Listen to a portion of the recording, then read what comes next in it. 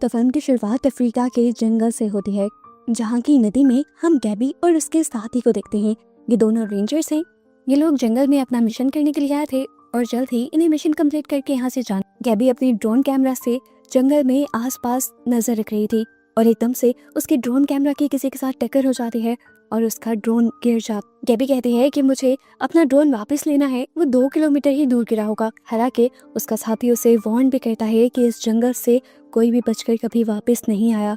फिर भी गैबी अंदर जाने का फैसला करती है तो उसका साथी उसे कहता है, ठीक है, मैं आगे से काम खत्म करके आता हूँ, तुम ठीक 1 घंटे बाद मुझे यहीं पर मिलना। सीन कट होकर हमें दिखाया जाता है कि मिलिट्री की तरफ से जंगल में जो कैमरास लगाए जा रहे थे, 2 आदमी उन कैमरास के ऊपर कुछ लगाकर उन्हें ढक रहे थे। यहाँ गैबी भी उस जगह पहुंच जाती है जहाँ उसका ड्रोन गिरा था। नीचे वो देखती है कि ड्रोन का एक पुर्जा तो यहाँ पर गिरा हुआ है, लेकिन यहाँ ड्रोन नहीं है और हम उसके ड्रोन को एक लड़के की कमर पर बंधा हुआ देखते हैं। इधर गैबी का साथी जब उन कैमरास की हिस्ट्री चेक करता है जो मिलिट्री ने लगाए हुए थे, तो देखता है कि इन कैमरास में तो कभी कुछ रिकॉर्ड नहीं हुआ और उसे पता चलता है कि किसी ने कैमरास के लेंसेज को ही ढका हुआ है। जिसने भी ये किया था उसका मकसद खतरनाक ही होगा। दूसरी तरफ गैबी जब वापस लौटी तो उसे अपना साथी नहीं मिला। इससे पहले कि वो कुछ कहती, उसे जंगल से अजीब आवाज सुनाई देती है जिसका वो पीछा करने लग जाती है बिना ये सोचे कि ये कितना खतरनाक हो सकता है। कुछ ही दूर जाने पर उसका पाँव एक रस्सी से टकरा जाता है जो कि दरअसल एक ट्रैप था और उस ट्रैप में फंसकर गैबी बुरी तरह जख्मी हो जाती है। गैबी को बहुत दर्द हुआ था। उसने मदद बुलाने के लिए रेडियो से अपने साथी को भी कॉल करने की कोशिश की, पर किसी ने उसकी आवाज नहीं सुनी और तभी उसे ऐसा महसूस हुआ कि जैसे कोई इंसान उसके पास से भाग कर गया हो। उसने हिम्मत की, अपने पाँव से उस लकड़ी के टुकड़े को निकाला और उस आदमी का पीछा करने लग गई, लेकिन पाँव के दर्द की वजह से वो उस तक पहुंच नहीं पाई। उसने देखा कि जंगल में एक तरफ लाल रोशनी फैलने लगी है, जबकि यहाँ पर उसका साथ अब उसे ढूंढने की कोशिश कर रहा है। हम देखते हैं कि गैबी उस लाल लाइट की तरफ अट्रैक्ट होती चली जाती है। वहाँ से कुछ स्पोर्स निकलते हैं जिन्हें गैबी सूंघ लेती है और गैबी इस टाइम हिप्नोटाइज हुई भी महसूस होती है। गैबी का साथी जो उसे ढूंढने के लिए जंगल में आ चुका था, उसे भी वही अजीब आवाज सुनाई देती है जो गैबी को सुनाई दी थी। वो इस आवाज से इतना ज्यादा डर जाता है कि सामने दिखता नहीं और कदम बढ़ा देता है और इस तरह सामने बनी दलदल में गिर जाता है। उसने सामने देखा कि दरख्त के पीछे कोई छुपा हुआ था। उसे लगा कि वो गैबी होगी, इसीलिए वो उस दरख्त की तरफ बढ़ने लगा, लेकिन यहाँ वो कोई इंसान हमें नहीं लग रहा था। दूसरी तरफ हमें गैबी को दिखाया गया जिसे जंगल में एक कैबिन मिला था। कैबिन के अंदर कोई नहीं था। कैबिन में चेक करने के बाद गैबी दर्द से तड़पती हुई वहीं पर गिर जाती है और अपने जख्म पर अपनी ये सॉक्स बांधते हुए वहां सो जाते हैं। उधर गैबी के साथी को वो आवाजें और भी ज्यादा डराने लगी थी। अब उसे ऐसा भी महसूस होने लगा था कि कोई उसके इर्द गिर्द घूम रहा है और अचानक से वो बहुत ज्यादा डर जाता है। जबकि यहाँ गैबी भी देखती है कि उसे वॉमिट हुई है और उसकी वॉमिट में से मशरूम निकला था। ये देखकर वो डर कर उठ जाती है और उसे पता चलता है कि उसने जो देखा था वो उसका ख्वाब था। और तभी यहाँ पर 2 आदमी आ जाते हैं। वो आदमी गैबी को देखकर घबराता नहीं है, बल्कि उसके पाँव पे लगे हुए जख्म को देखते हुए कहता है कि तुमने हमारा ट्रैप खराब कर दिया है। अब वो आदमी गैबी को कुछ खाने के लिए भी देते हैं और उसके पाँव की पट्टी भी कर। ये आदमी गैबी से पूछते हैं कि तुम शहर से आई हो और यहाँ पर क्या करने आई हो। गैबी कहती है, नहीं, हम रेंजर स्टेशन से आए हैं और यहाँ पर हम रूटीन चेकिंग कर रहे हैं। अब वो आदमी जिसका नाम बैरन है वो गैबी से पूछता है, और कितने रेंजर्स हैं यहाँ पर। गैबी बताती है, बस हम 2। सीन्स गैबी के दूसरे साथी की तरफ शिफ्ट हो जाते हैं जो उन क्रिएचर्स से छुपा हुआ था। जो क्रिएचर्स उसके पीछे थी, उसे ऐसा महसूस हो रहा था कि जैसे कोई उसके बहुत करीब आ रहा है। डरते हुए उसने पीछे मुड़कर देखा, वहाँ पर कोई इंसान जैसे दिखने वाली क्रिएचर थी जिसके सर पर मशरूम उगे हुए थे और वो उल्टा होकर चल रहा था। उस आदमी का बस ये देखना था कि उसने कुछ नहीं सोचा और वो वहां से भाग गया। रात होने पर जंगल में उन क्रिएचर्स की खौफनाक आवाजें फैलने लगी थी। गैबी ने कंफ्यूज होकर उन दोनों से पूछा, ये कैसी आवाजें हैं? तो उन्होंने कहा कि ये जानवरों की आवाजें हैं। जिसके बाद वो दोनों बाप बेटा बैठकर अजीबोगरीब प्रेयर्स करने लग गए। जिसके बाद उन दोनों ने गैबी को खाना खाने के लिए भी कहा, लेकिन गैबी ये कीड़े मकोड़े नहीं खाना चाहती थी। दूसरी तरफ दिखाया गया कि गैबी का साथी जो उन क्रिएचर से बचकर भाग रहा था, उसके सामने वही इंसान जैसी दिखने वाली क्रिएचर आ जाती है और इस क्रिएचर का तो मुंह दरमियान से फटकर उसके अंदर मशरूम्स उगे हुए थे। वो इस क्रिएचर से बहुत ज्यादा डर गया और उल्टी तरफ भागने लगा और इस क्रिएचर ने भी जोरदार चीख मारी और उसकी चीख में हमने कुछ स्पोर्स को भी निकलते हुए देखा। वो लड़का जाकर एक बड़े दरख्त के पीछे छुप गया था लेकिन वो नहीं जानता था कि उसके ऊपर आहिस्ता आहिस्ता हमला हो रहा है। दरख्त की ही कुछ जड़ें और बेलें उसके ऊपर हमला करके उसे पकड़ लेती है। दूसरी तरफ दिखाया गया कि गैबी की पट्टी करने के लिए वो आदमी एक दवाई बनाकर लाया था। दिखाया जाता है कि एकदम से गैबी के जिस्म पर अजीबो गरीब जड़ी बूटियां उगने लग जाती हैं। ये देखकर गैबी डर जाती है और उठ जाती है। उसे पता चलता है कि ये तो बस उसका ख्वाब था और इस टाइम वो इस कैबिन में अकेली थी। अब गैबी ने उठते ही रेडियो से अपने साथी को कांटेक्ट करने की कोशिश की। रेडियो की दूसरी तरफ उसका कांटेक्ट भी हुआ। उसका साथी बस अपना नाम बोल रहा था, इसके अलावा उसके किसी सवाल का जवाब नहीं दे रहा था और ऊट पटांग की बातें कर रहा था जो गैबी को समझ नहीं आ रही थी। यहाँ घर पर गैबी अपने आप को गर्म रखने के लिए थोड़ी सी आग जला लेती है, जबकि दूसरी तरफ दिखाया जाता है कि वो दोनों बाप बेटा शिकार करने के लिए गए हुए थे।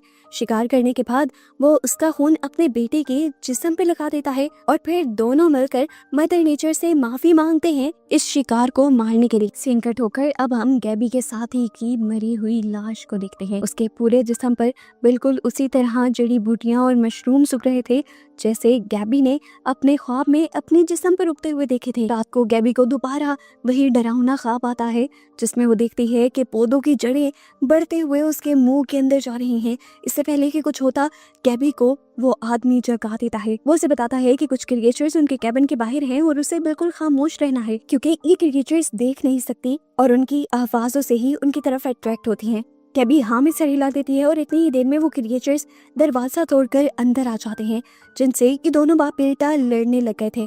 उन्होंने एक क्रिएचर को तो तीर मारते ही गिरा दिया, पर दूसरा क्रिएचर अब स्टीफन के साथ लड़ने लग गया। लेकिन यहाँ पर उसके डैड आकर उस एंटिटी से उसे बचा लेते हैं और उसे दूर कर देते हैं। अब दूसरी क्रिएचर अंदर आ जाती है। वो इधर उधर देखते हैं। गैबी और स्टीफन बिल्कुल स्टिल खड़े रह जाते हैं। स्टीफन जिसको आदत थी ये सब देखने की, वो तो जरा सा भी नहीं हिलता, इसीलिए क्रिएचर्स उसे पहचान नहीं पाते। लेकिन गैबी घबरा जाती है और हिलने लग जाती है और इस तरह क्रिएचर उसकी मूवमेंट के जरिए उसकी तरफ अट्रैक्ट हो जाते हैं। इससे पहले कि वो क्रिएचर उसे मार देता, स्टेफन पीछे से आकर अपना चाकू उस क्रिएचर की कब्र में स्टैब कर देता है और इसके बाद पीछे से ही खड़े होकर वो हाथ आगे कर उसके दिल में अपना चाकू स्टैब करते हुए उसे मार देता है। जिसके बाद ये दोनों बाकी आने वाले क्रिएचर्स को भी एक बड़े डंडे से मारते हुए बाहर फेंक देते हैं और ये लोग दरवाजा बंद कर देते हैं। स्टीफन देखता है कि गैबी के जिस्म पर उसे क्रिएचर का खून गिरा हुआ था, इसलिए वो जल्दी से खुद गैबी के कपड़े उतार देता है और उसकी पूरी बॉडी को साफ करने लगता है। गैबी की तबीयत बिगड़ जाती है और गैबी यहाँ पर बेहोश हो जाती है और यहाँ पर स्टीफन के डैड देखते हैं कि इस मरतबा उसे भी इस लड़ाई में चोट आ गई थी। गैबी को जब होश आता है तो ये आदमी गैबी को बताता है कि ये क्रिएचर्स ह्यूमनॉइड फंगस हैं। वो बताता है कि ये इंसानों के ऊपर हमला करते हैं और इंसानों के ही जिस्म के जरिए जिंदा रहते हैं। वो गैबी को बताता है कि ये क्रिएचर्स इंसानों से भी कई हजारों साल पुरानी है और इनकी तादाद दुनिया के सभी ऑर्गेनिज्म से ज्यादा है। ये लोग पहले छुप कर रहते थे पर अब ये बाहर निकल आए हैं और सभी इंसानों को अपने जैसा बनाने के लिए तैयार है। गैबी को उसकी बातों पे यकीन नहीं आता तो बेनेट कहता है कि इंसान होते ही बेवकूफ हैं और तुम भी ऐसे ही इंसानों में से एक हो। खैर आज रात ये सारे सो जाते हैं और रात में दोबारा गैबी को एक डरावना ख्वाब आता है जहाँ पर वो जंगल के बिल्कुल बीचों बीच एक बहुत बड़े दरख्त के सामने खड़ी है। एकदम से कोई पीछे से उसे हाथ लगाता है और तभी उसकी गर्दन पर वो फंगस हमला कर देती है और गैबी डरकर उठ जाती है। उसने देखा कि इस टाइम स्टीफन उसके साथ बैठा हुआ था, इसीलिए वो खुद ही रिलैक्स हो गई। स्टीफन से बातें करने लगी और उसने स्टीफन को अपना फोन भी दिखाया और यहाँ पर इन दोनों ने पिक्चर्स भी ली। फोन को देखकर स्टीफन काफी ज्यादा हैरान हो रहा था, लेकिन तभी अचानक उसके डैड आकर उसके हाथ से फोन लेकर फेंक देते हैं। वो स्टीफन से कहते हैं कि गैबी एक मॉन्स्टर है, ये तुम्हें खतरा पहुंचाएगी और उससे दूर रहो। ये दोनों कैबिन से बाहर निकल जाती हैं और गैबी अपने टूटे हुए फोन के टुकड़े समेटते हुए उन्हें जब जोड़ रही होती है तो उसे बिस्तर के नीचे से एक बुक मिलती है जिसे स्टीफन के डैड लिख रहे थे। जबकि जंगल में अब हमें दिखाया जाता है कि जो दरख्त गैबी के ख्वाब में आया था उसी दरख्त के सामने इस टाइम वो आदमी खड़ा हुआ था। ये आदमी अपना थोड़ा सा ब्लड इस दरख्त के अंदर देता है और देखता है कि दरख्त के अंदर छोटे छोटे मशरूम्स उगे हुए थे। दरख्त के अंदर से एक अजीब किस्म की रोशनी निकल रही थी और कुछ स्पोर्स भी उड़ रहे थे, जैसे दरख्त के अंदर की दुनिया ही अलग हो। वो अब दरख्त के अंदर हाथ डालकर 2 मशरूम्स तोड़ लेता है, एक खुद खाता है और एक अपने बेटे को खिलाता है। और जब ये लोग वापस आते हैं तो वो देखते हैं कि गैबी उसकी लिखी हुई बुक पढ़ रही थी। और इसी टाइम वो लोग ये भी नोटिस करते हैं कि अब गैबी के पूरे जिस्म पर इन्फेक्शन फैल गई थी। उसकी बॉडी में से भी अब मशरूम सूख रहे थे, बिल्कुल उसी तरह जैसे उसने ख्वाब में देखे थे। ये देखकर गैबी घबरा जाती है और अपने हाथ से अपनी बॉडी पे उगने वाले मशरूम्स को साफ करने की कोशिश करती है। ये लोग क्योंकि जानते थे कि गैबी इन्फेक्टेड हो गई है, इसीलिए वो फौरन उसे यहाँ से भाग जाने को कहते हैं। स्टीफन को अपने डैड का फैसला अच्छा नहीं लग रहा था, लेकिन वो खामोश रहता है। जाने से पहले स्टीफन उसके लिए बहुत ज्यादा परेशान था। वो उसके हाथ को लिक भी करता है ताकि वो इन्फेक्शन उससे दूर हो सके, और फिर उसे टेंशन में गले भी लगा लेता है। इतनी देर में स्टीफन के डैड अंदर आकर कहते हैं, चलो चलने का टाइम हो गया है। ये लोग उसे जंगल से बाहर तक छोड़ने के लिए जाते हैं। जंगल से गुजरते हुए उसे अजीबोगरीब आवाजें आती हैं, तो वो उन आवाज़ों का पीछा करने लग जाते हैं। एक दरख्त के पास से गुजरते हुए वो मिलिट्री के लगाए कैमरास में से मेमोरी कार्ड निकालती है, और थोड़ा ही आगे बढ़ने पर उसे अपने साथी की लाश नजर आती है, जिसकी पूरी बॉडी पर अब मशरूम उग चुके थे। गैबी जब उसके पास जाती है और उसे टच करने की कोशिश करती है, तो गैबी को पता चलता है कि उसका साथी अभी भी जिंदा था। उसका साथी रोते हुए उसे कहता है, प्लीज मुझे मार दो, मुझे इस दर्द में नहीं रहना। लेकिन गैबी उसे कहती है, नहीं, मैं तुम्हें यहाँ से रेस्क्यू करके लेकर जाऊंगी, हम हॉस्पिटल जाएंगे, तुम ठीक हो जाओगे। इन लोगों की बातों के दौरान पीछे से बैरन उसे मारने की कोशिश भी करता है, क्योंकि वो जानता था कि ये इन्फेक्शन ठीक नहीं हो सकती। पर गैबी उसे रोक देती है और उससे पूछती है, बताओ क्या ये सब ठीक करने का कोई और रास्ता नहीं है। बैरन चुप करके अपना एरो उस आदमी के हाथ में पकड़ा देता है, और वो आदमी उस एरो को अपने मुंह के अंदर स्टैब करते हुए अपनी जान ले लेता है। और अपनी साथी की अपनी आंखों के सामने मौत देखकर गैबी पूरी तरह टूट जाती है। उसकी रोने की आवाजों से यहाँ पर बहुत सारी क्रिएचर्स अट्रैक्ट हो जाती हैं, और बैरन फौरन अपनी जान बचाने के लिए गैबी को यहाँ से भागने को कहता है। केविन में पहुंचते ही ये लोग स्टीफन को जगाते हैं, और स्टीफन गैबी को वापस देखकर काफी ज्यादा खुश हो जाता है। यहाँ पर बैरन पैनिक हुए अंदाज में सारी खिड़कियां दरवाजे बंद करने लगता है, क्योंकि क्रिएचर्स अभी भी इनके कैबिन की तरफ बढ़ रहे थे। खैर रात हो जाती है और हम देखते हैं कि आधी रात में गैबी जब डर कर उठती है तो देखती है कि सच में अब उसकी बॉडी में भी छोटे छोटे मशरूम्स और फंगस पैदा होने लगे थे। वो बैरन से कहते हैं, मैं जानती हूँ कि तुम्हारे पास कोई ना कोई मेडिसिन जरूर है जिसकी वजह से तुम लोग इस इन्फेक्शन से इन्फेक्टेड नहीं हो। लेकिन बैरन उसकी बात का कोई जवाब नहीं देता और इस जगह को छोड़ जाता है। गैबी स्टीफन से पूछती है कि तुम्हारे डैड कहाँ गए हैं इस टाइम, तो वो बताता है कि वो इस टाइम प्रे करने गए हैं। अब गैबी स्टीफन से बातें करने लग जाती है और वो उससे पूछती है कि तुम्हारी मॉम कहाँ पर है। स्टीफन बताता है कि उसकी मॉम जंगल में है। गैबी को ये बात सुनकर काफी अजीब लगता है, उसे स्टीफन की बात समझ नहीं आती। तो ये लड़का कहता है, मैं तुम्हें दिखाऊंगा।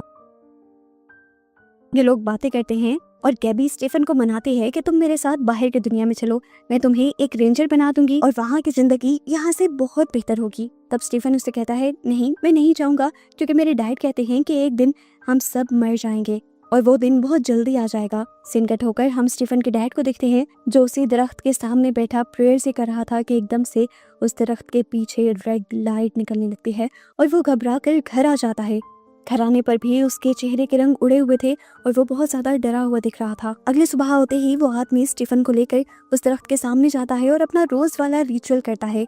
अपने खून के कुछ कतरे उस दरख्त में डालता है और वहां से मशरूम लेकर एक खुद खाता है और एक अपने बेटे को खिलाता है। जबकि यहाँ गैबी जब सोकर उठती है तो देखते हैं कि इन्फेक्शन उसकी बॉडी में बहुत तेजी से फैल रहा था और अब उसकी बॉडी में बहुत सारे मशरूम्स और चीजें उग गई थी। बैरन और स्टीफन घर की तरफ बढ़ने लगते हैं और बैरन नोटिस करता है कि आज स्टीफन बहुत तेजी से घर की तरफ भाग रहा था और घर आते ही वो जल्दी से गैबी को किस कर देता है। दरअसल वो अपने मुंह में रखा हुआ मशरूम गैबी को देना चाहता था जो उसके डैड ने उसे दिया था।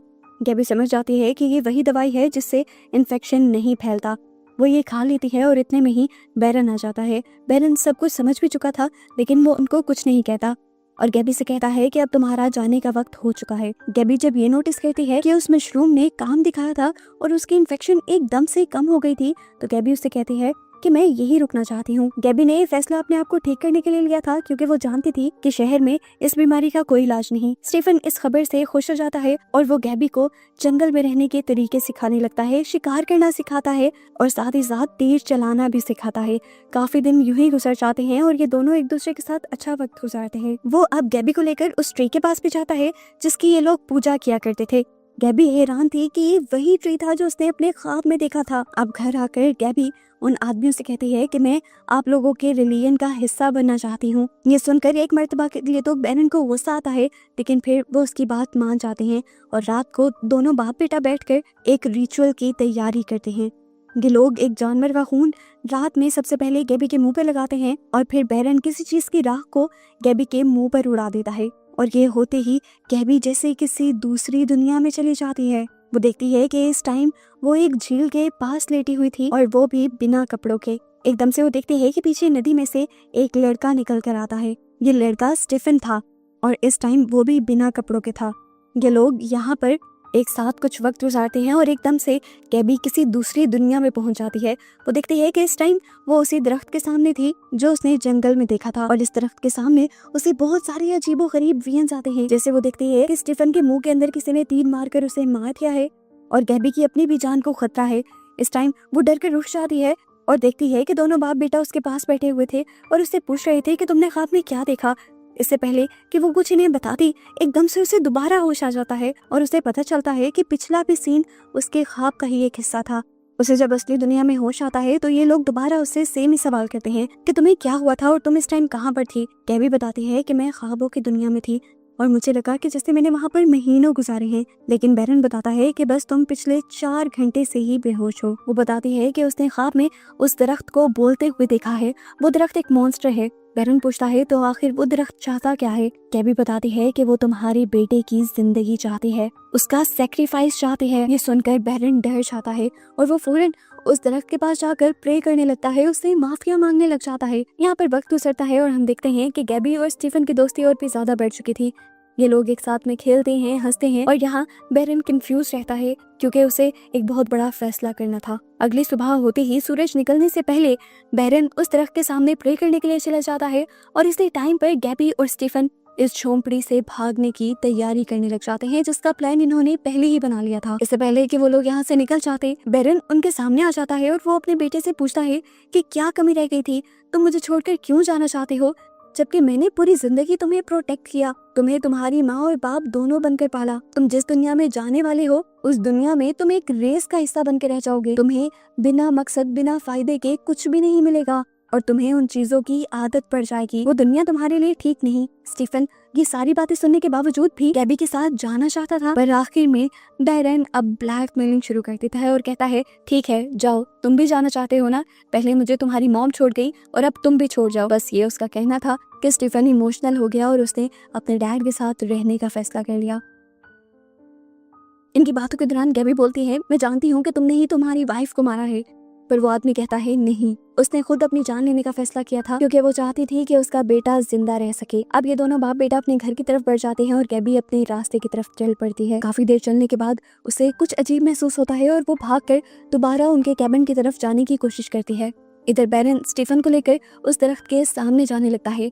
स्टीफन पूछता है डैड हम कहाँ जा रहे हैं, तो बैरन उसे बताता है हम एक सेक्रीफाइस के लिए जा रहे हैं। यहाँ गैबी जब उस कैबिन में वापस पहुंचती है तो देखती है कि वहाँ पर कोई भी नहीं था।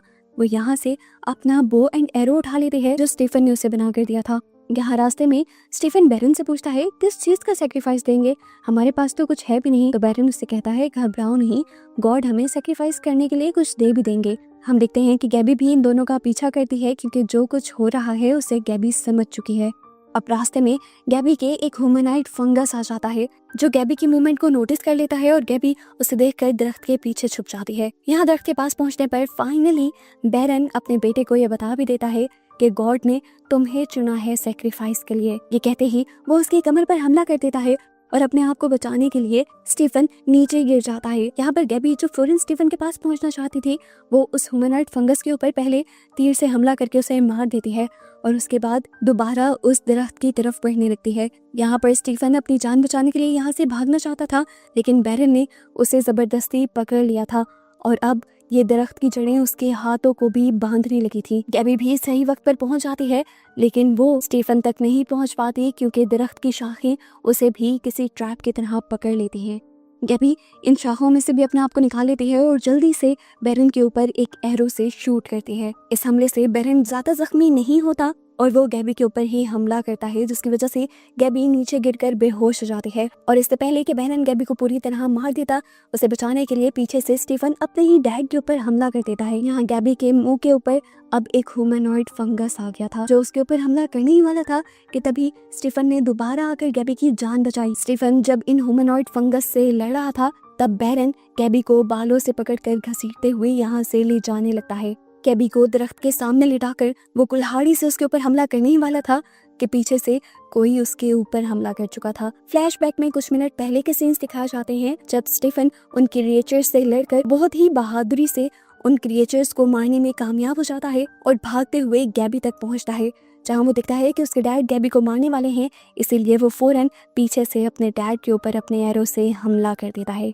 पेरेन इस हमले से कमज़ोर होकर नीचे गिर जाता है और इस मर्तबा भी अपने बेटे को मैनिपुलेट करने की कोशिश करता है। वो कहता है कि मैं तो बस ये टेस्ट कर रहा था, लेकिन तभी गैबी यहाँ पर देखती है कि पीछे से और क्रिएचर्स इस तरफ बढ़ रहे थे। वो स्टीफन से जल्द यहाँ से भागने को कहती है और ये दोनों बेरन को यहीं मरने के लिए छोड़ जाते हैं। ये दोनों कैबिन के अंदर आ जाते हैं और गैबी जब नहाती है तो उसे दोबारा कोई विजन आता है कि वही क्रिएचर्स, वही ऑर्गेनिजम्स दोबारा उसकी बॉडी के साथ कनेक्शन बना रहे थे। और ये देखकर डरते हुए वो दोबारा होश में आ जाती है और अंदर आकर अब बेरन की बुक को पढ़ना शुरू करती है जिसमें उसने इन मशरूम्स के बारे में लिखा हुआ था। जबकि दूसरी तरफ हमें बेरन को दिखाया जाता है जो अब खुद इन्फेक्टेड हो चुका था और बहुत तेजी से उसकी बॉडी पर बड़े बड़े मशरूम्स उगने लगे थे। इस टाइम पर वो स्त्री से माफी मांगता है और कहता है कि तुम जो कहोगी, जैसा कहोगी मैं करूंगा, मुझे प्लीज एक चांस तो दो। लेकिन अब ये दरख्त उसकी कोई बात नहीं मान रहा था और हमें पता चलता है असल में ये दरख्त उसकी वाइफ ही थी जो आज से 13 साल पहले